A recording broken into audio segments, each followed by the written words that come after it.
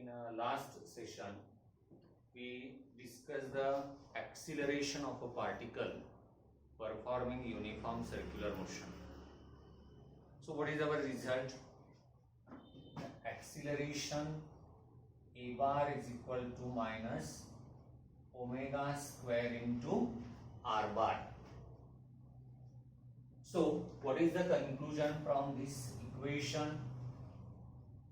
This equation shows that the direction of the acceleration and the direction of the radius vector are opposite.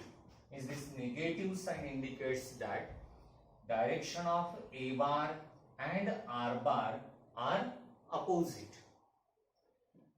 So direction of the radius vector is away from the center, and hence the direction of acceleration a bar is towards the center. So this acceleration a bar is toward the center, therefore it is called as the centripetal acceleration. And as it is along the radius, it is also called as the radial acceleration, denoted by symbol AR bar. Thus, r bar is a radius vector away from the center, and this acceleration is along the radius toward the center, and hence this acceleration is called as the centripetal acceleration or radial acceleration. So what is the centripetal acceleration? The centripetal acceleration is the acceleration along the radius toward the center. It is also known as the radial acceleration. Hence another symbol is AR. So thus when particle perform a uniform circular motion, acceleration acts on it along the radius toward the center, known as the centripetal acceleration or radial acceleration. Now we consider the non-uniform circular motion. So in non-UCM, what happens? So in case of a non-uniform circular motion, there are two accelerations. One of the acceleration is along the radius toward the center, and second acceleration is along the tangent to the circular path. So that acceleration is called as the tangential acceleration. It is denoted by symbol AT, while this radial acceleration or centripetal acceleration is denoted by AC. So these two accelerations are perpendicular to each other. So now question is, what is the resultant acceleration? So from figure it is clear that the resultant acceleration A is equal to under root AT square plus AC square. Means here we apply the Pythagoras theorem to calculate the resultant acceleration. So resultant acceleration A is equal to under root AT square plus AC square. Now in magnitude, what is the value of this centripetal acceleration? In magnitude, it is A is equal to omega square into R. So it is either AC or AR. So this is the basic form of the centripetal acceleration. So put here AC is equal to omega square into R. We get another form of the acceleration is A is equal to under root AT square plus omega raised to 4 into R raised to 2. But we know that what is the linear velocity V? The V is equal to omega into R. So convert this formula in terms of linear velocity. We get AC is equal to V square upon R square into R. 1 R cancel, and hence we get AC is equal to V square upon R. Also rearrange the term. How to rearrange the term? So we get here AC is equal to V into V upon R. So what is V upon R? From this formula, V upon R is omega. So therefore another form of this centripetal acceleration is V into omega. So these are the three forms of the magnitude of the centripetal acceleration. It is omega square into R, or it is V square upon R, or it is V omega. Now this formula becomes A is equal to under root AT square plus. Put the value of VC is equal to AC is equal to V square upon R here. So yet it is V raised to 4 upon R raised to 2. So these are the different forms of the resultant acceleration of a particle performing non-uniform circular motion. Now in the last session we consider the mathematical part. That is, we know that what is V bar? The V bar is equal to omega bar cross R bar. Means linear velocity is the cross product of angular velocity and R bar. So we differentiate this equation with respect to time t.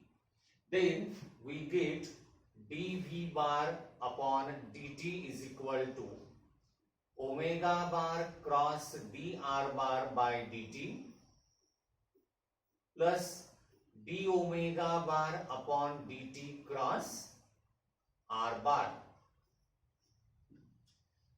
Then we get here A bar is equal to omega bar cross V bar plus alpha bar cross R bar.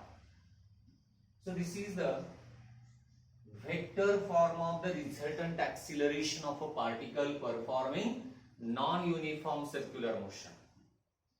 So in this case, this omega bar cross V bar is what?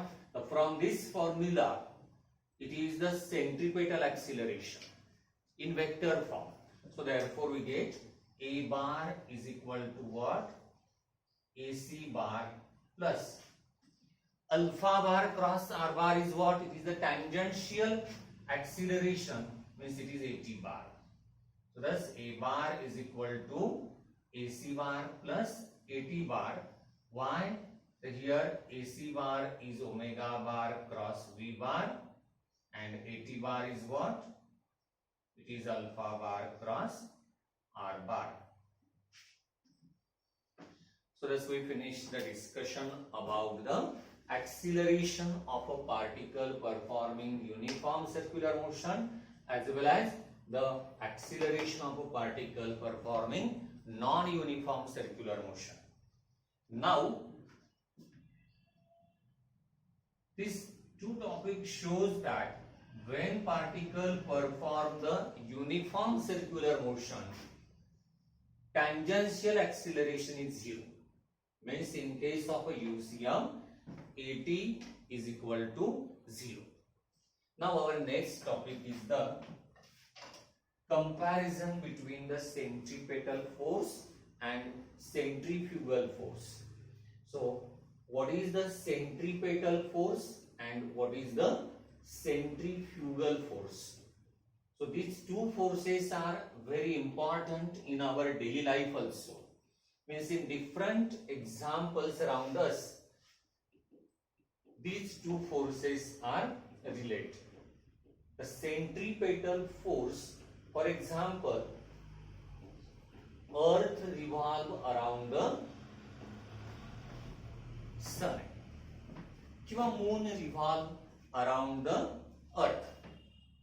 In that case, gravitational force means the attraction, gravitational attraction provide the gravitational force.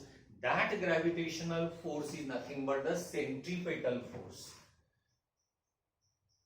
So this example shows that what is the centripetal force?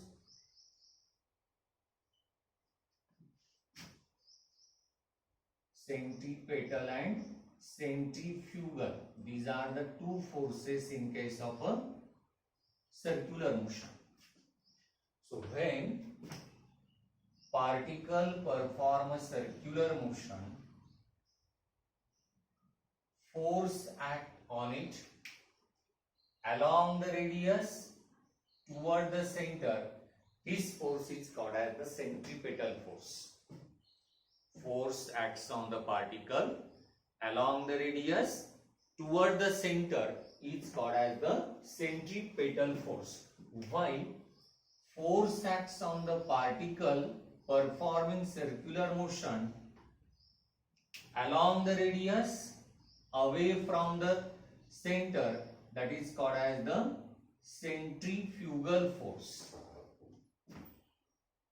So here we use the letter FCF for centripetal force and FCP for centripetal force.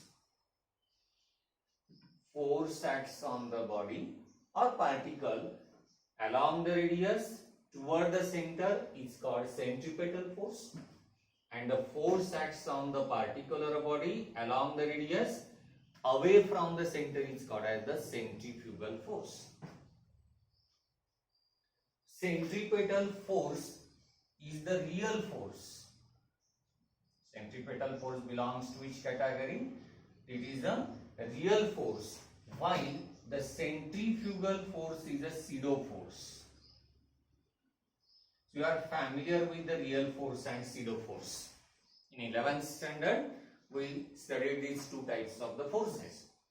So real force means what? The force which originates due to some known real interaction. For example, gravitational force, nuclear force, electrostatic force, these are the examples of real force. So centripetal force belongs to which category? It belongs to the real force, while centrifugal force belongs to the category pseudo force. Pseudo means imaginary or fictitious force. The forces which not created or not developed due to any known real interaction is known as a pseudo force. So centrifugal force belongs to pseudo force. Next point is, this centripetal force is necessary to maintain the circular motion. Necessary to maintain the circular motion means what? If no sufficient centripetal force acts on the body not perform the circular motion, and hence we say that centripetal force is the necessary force to maintain the circular motion, while this force is not necessary to maintain the circular motion. Means whether the centrifugal force acts on the body or not, body maintain its circular motion continuously. What is the formula for the centripetal force and formula for the centrifugal force? So we know that r bar is the radius vector, means a vector along the radius away from the center. So in vector form, centripetal force is FCP bar is equal to, the direction of r bar and force FC bar are opposite, hence we take the minus sign. So force is the product of mass and acceleration. So here m is the mass of this body or a particle. So therefore m is the mass into acceleration. So what is the acceleration? It is v square upon r. But to represent the direction here we take r cap. So r cap is what? It is the unit vector along r bar. So FC bar is minus mv square upon r into r cap, while here r bar and FCF bar are in the same direction. Therefore the centrifugal force is equal to FCF bar is equal to plus mv square upon r into r cap. In another form, this centripetal force is m omega square into r bar, and here it is m omega square into r bar.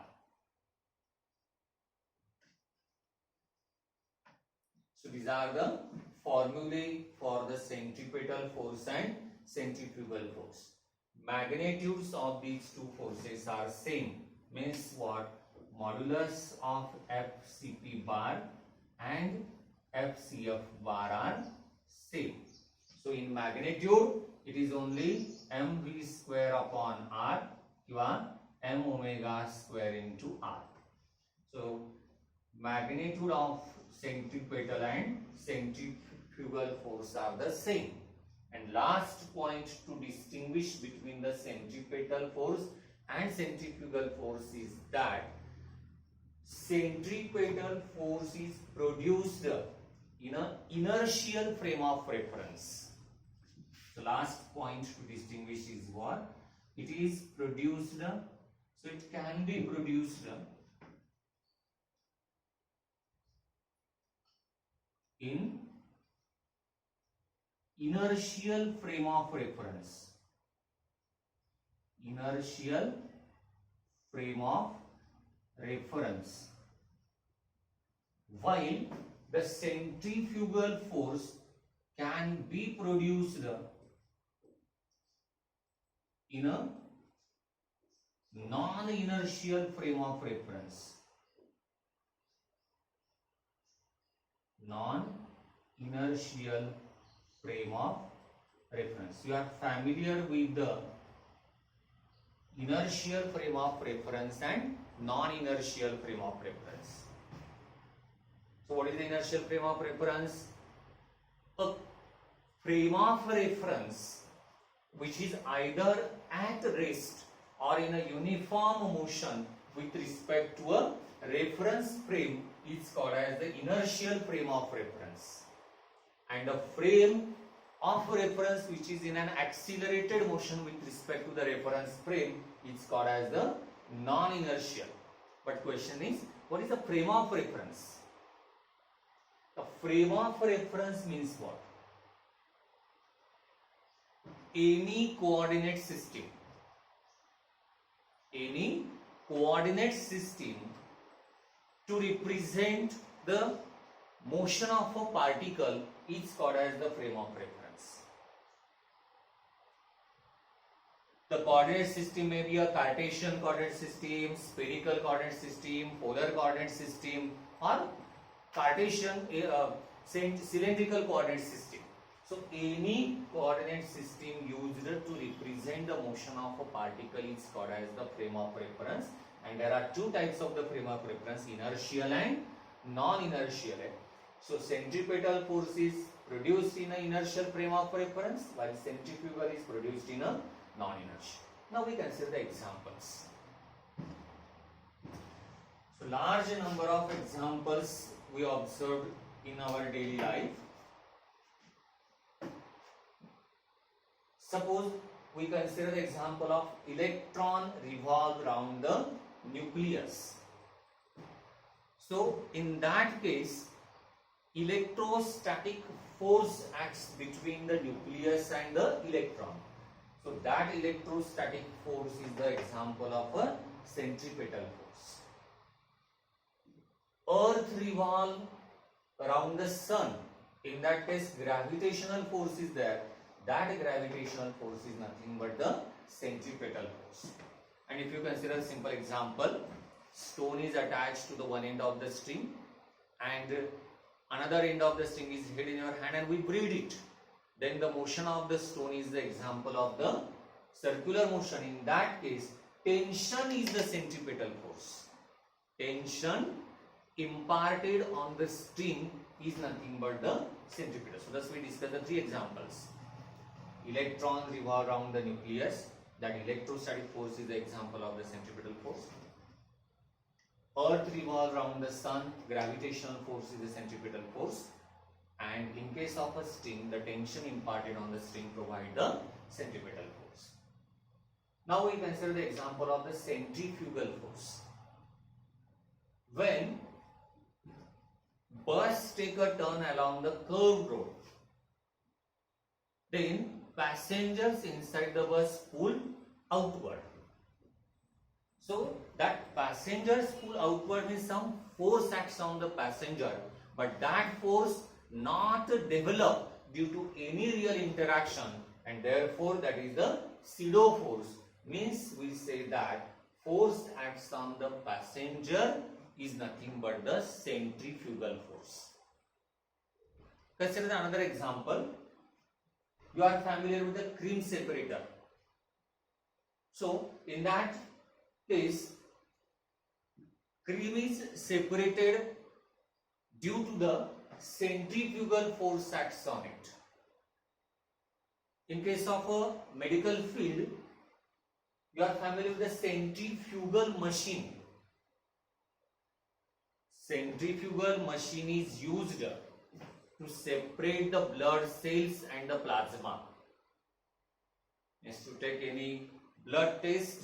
In some blood tests we require the plasma, so we separate the plasma from the blood by using the concept of centrifugal force. So large number of examples in our daily life related to the centrifugal force. So these are the two types of the forces related to the circular motion. Now our next topic is the maximum speed with which we drive our vehicle from a curved road and banked road. So when you drive our vehicle from the curved road, motion of our vehicle is the circular motion over that curved road, and therefore necessary or sufficient centripetal force must act on our vehicle. Otherwise, sufficient centripetal force is not there, then there is a possibility of the accident. So that is why our next point is maximum or safe or optimum speed with which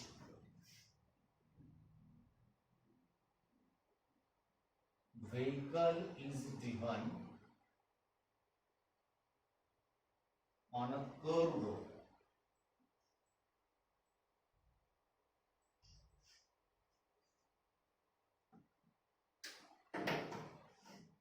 So when we drive our vehicle on such a curved road, over the portion of that curved road, motion of our vehicle is the circular motion. Means over this portion our vehicle perform the in this portion. See, this is the curved part of the road. So when we drive our vehicle on this road, motion of the vehicle is the linear motion or translational motion. But as soon as the vehicle entering this portion, the motion is converted into a circular motion. And again here the motion is the translation. So in this portion, motion is the circular motion. And so therefore, necessary sufficient force must act on our vehicle. Now question is, which force provide the necessary centripetal force to protect our vehicle? So this road is the curved road. No any scientific method we use to construct that road. It is a plain horizontal road, curved road. So when vehicle enter in this portion, its motion is circular motion. So necessary centripetal force for its circular motion is provided by the frictional force. Means there is a friction between the tires of the vehicle and the road surface, so that frictional force provides the necessary centripetal force, and therefore centripetal force is equal to frictional force. So suppose we assume that m is the mass of the vehicle, v is the speed with which you drive the vehicle on this curved road, and r is the radius of this curved road, and therefore centripetal force is what? It is mv square upon r. R for radius, v for velocity with which we drive the vehicle. Now what is the frictional force?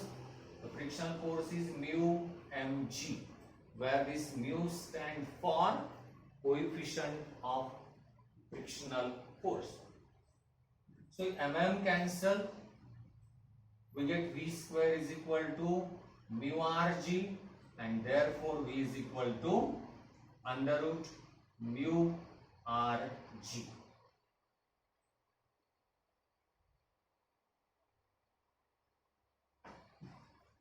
So v is equal to under root mu rg is the maximum or say for optimum speed with which we drive a vehicle on the curved road. So observe that formula carefully. V is equal to a under root mu rg. Now question is, on which factor the maximum or safe speed or optimum speed depends when we drive our vehicle on the horizontal curved road? The number one, it depends on the radius. It depends on the radius of this curved road. How it depends? It is directly proportional to the square root of the radius of the curved road. Means what? Larger the radius of the curved road, larger is the maximum speed or safe speed. Number two, it depends on the acceleration due to gravity at that place. But we know that acceleration due to gravity at a particular place is what? Constant quantity, so therefore it is not necessary to consider the variation of v with respect to g, because at that place g remains constant, and so therefore we neglect this factor. So what is the next one? It depends on what? It is directly proportional to the square root of mu. Means it depends on the coefficient of friction. So coefficient of friction depends on which factor? Means how will you increase the value of mu or how will you decrease the value of mu? So if we make the road surface rough, value of mu increases, and if you made the road surface smooth, then the value of mu decreases. So this depends on the roughness of the road surface, value of mu depends, and hence the maximum speed depends on the roughness of the road surface. So how to increase the maximum speed? So first one is make the road more, radius of the curved road is large, velocity is large, and make the road surface rough to increase the value of v. But there are some limitations to increase the value of mu. Why? So even though to increase the value of mu we make the road surface rough, but this is not the reliable method. Due to rainfalls or due to spreading of the oils on the road surface, value of mu decreases, and in that case value of v also decreases. So at the time of making that road surface, engineer calculate the value of that maximum speed by using the formula, and they mention here. Suppose maximum speed with which vehicle driven on this curved road is 20 km per hour. But due to the spreading of the oil and rainfall, this value changes, and hence we say that this is not a reliable method to protect our vehicle. Making the road surface rough and increasing the radius of the curved surface, these are not the reliable solution to protect our vehicle. So question is, what is the solution over this problem? The solution over this problem is make the road by using scientific method. That scientific method is called as the banking of a road. So that is why our next topic is banking of road. So banking of road means what?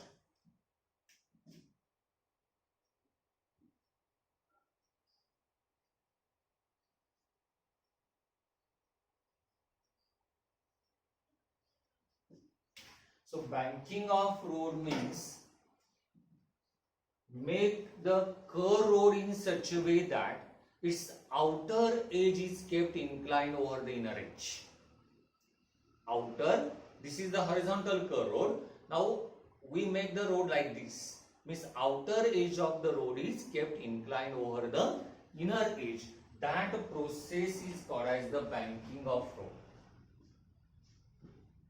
So now, which force provide the necessary centripetal force while you drive your vehicle on such a banked road?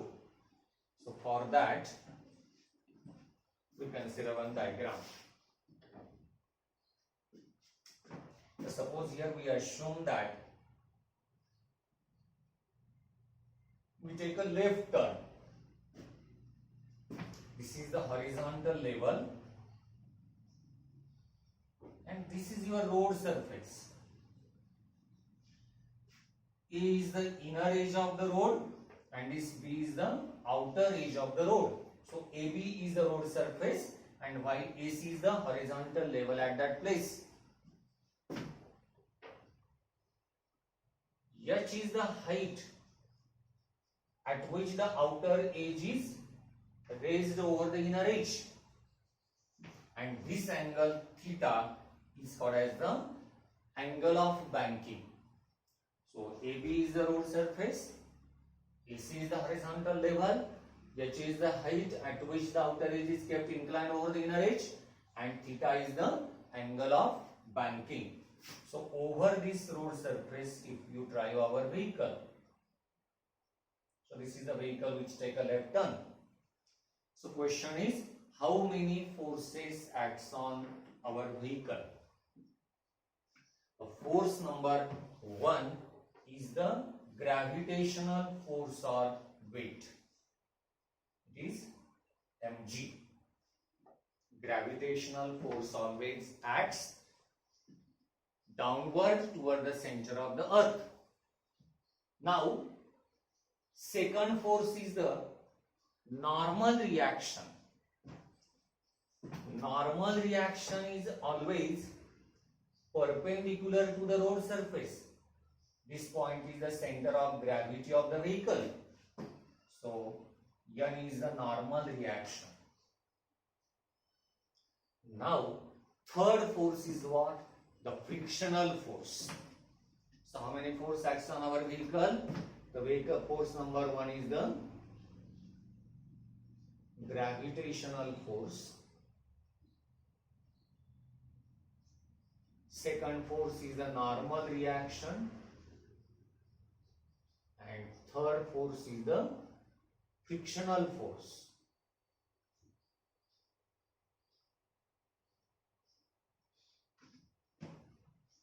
Now, by geometry, we resolve this normal reaction into its two components.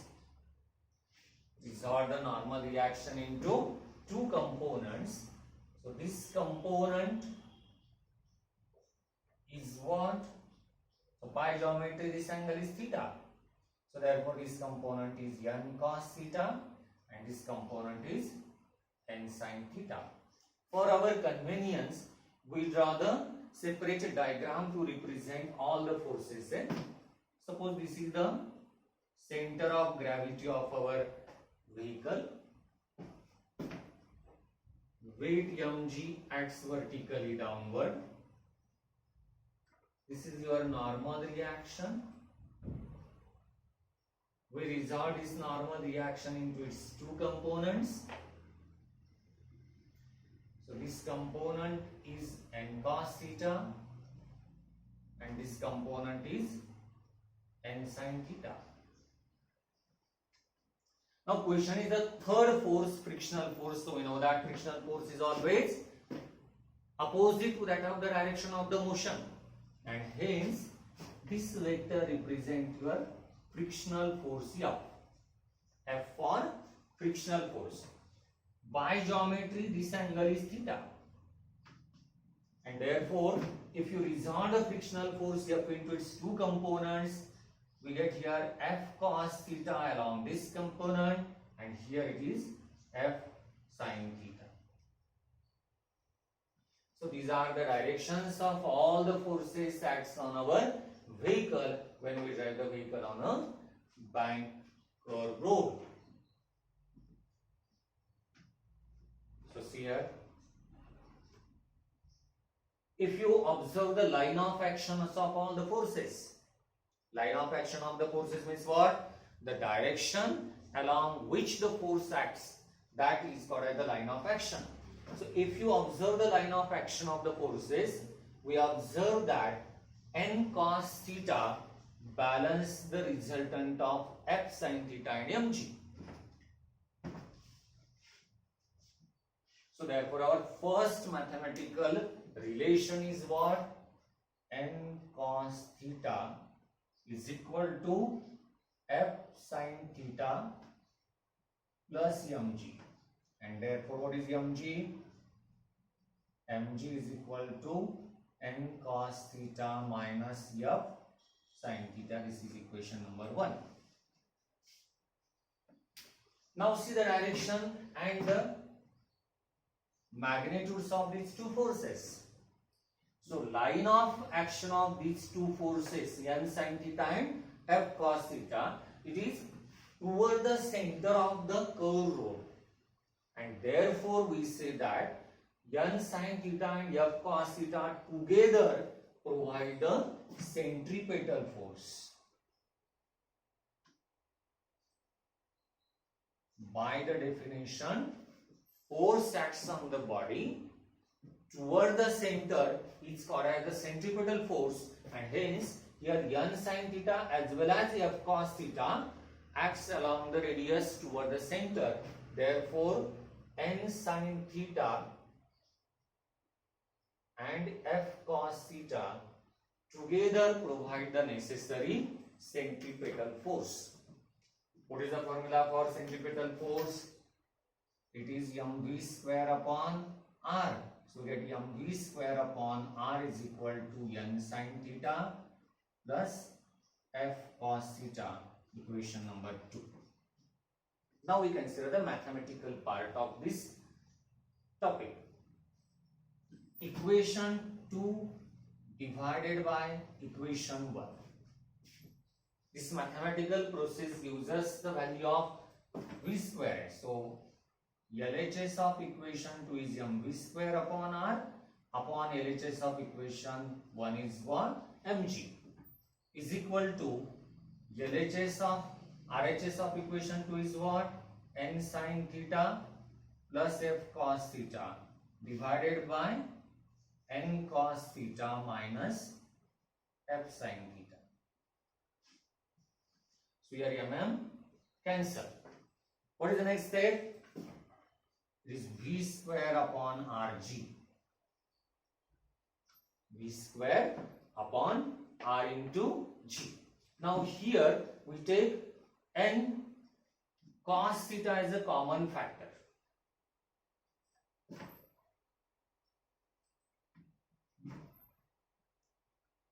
N cos theta we take here common.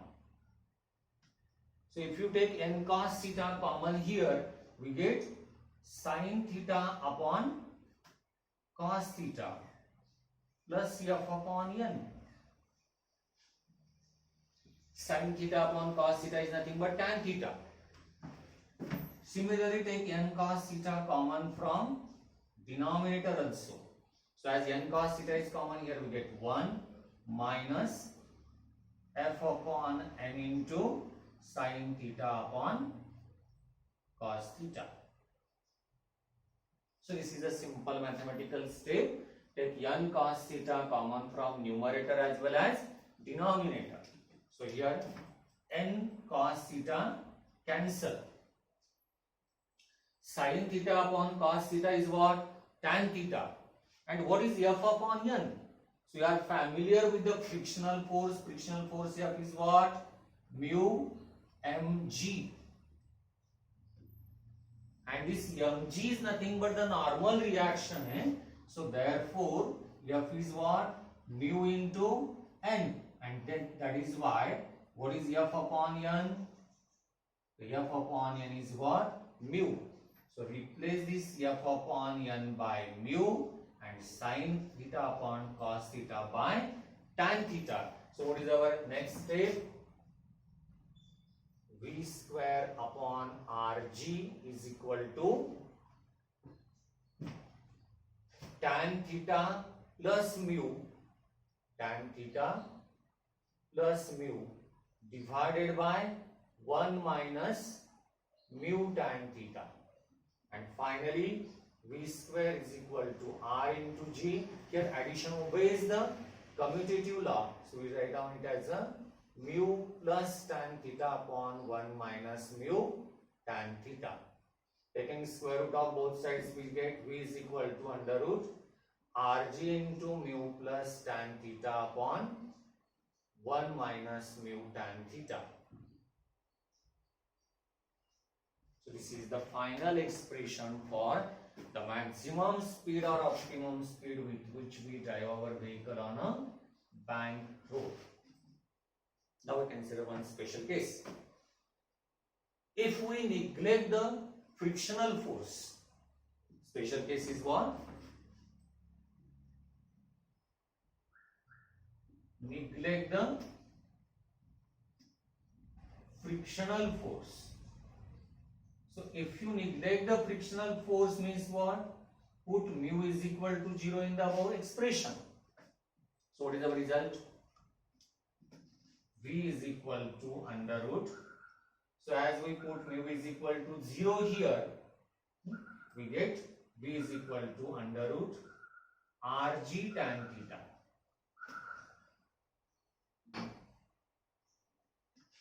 So V is equal to under root Rg tan theta is the special case. Right?